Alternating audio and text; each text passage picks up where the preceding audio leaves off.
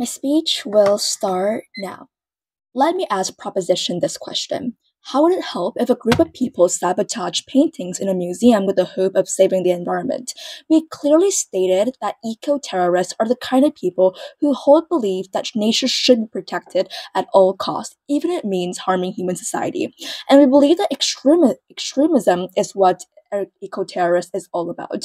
You have to understand that simple protest is a completely different from eco-terrorist, and terrorism is such a powerful and dangerous word that no one can ever think of. It's basically illegal actions. If you go out in the street and you protest for a simple cause, maybe you're being loud, that's completely normal, and there's a lot of protests happening around the world, but eco-terrorism is completely the next level.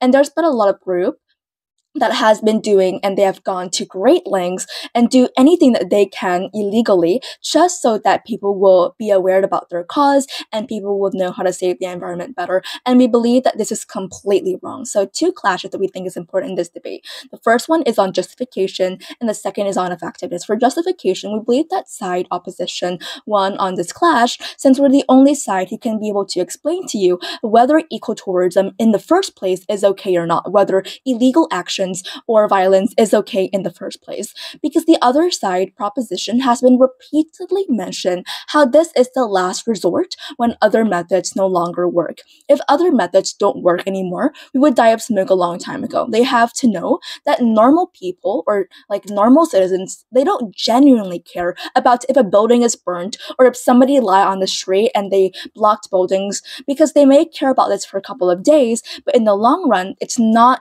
in their interest any longer, and they will believe that this is just kind of wrong. And if you're an average thinker, you will definitely know that burning down a forest or sabotaging buildings is completely wrong. Even if the intention is good in the first place, the action do not justify for such an intention.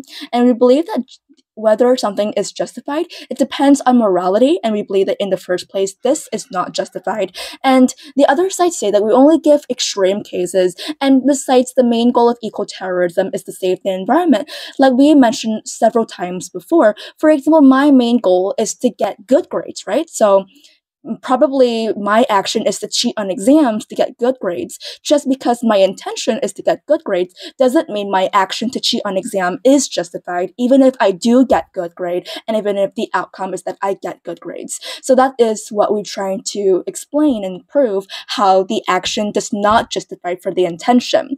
And the second clash we believe is equally important is on effectiveness, because we have never seen any mechanisms or any proof, like any statements on how the other side they're going to achieve effectiveness and how the environment will be protected when eco-terrorists or eco-terrorism arise. Well, on our side, we proved to you a very simple yet effective solution, which is normal like environmental conferences like the COP, has been organized every single year, or regular activists like Greta Thunberg, which has the hopes and future and has the incentives to create for a better world. And the COP, like yearly, has been organizing a lot of events and has been thinking of a lot of like action plan, and they have been working extensively on this plan, which we think it is more beneficial than a few group of people who don't have any knowledge at all on what their actions can hold and who may hold the outcome of going to jail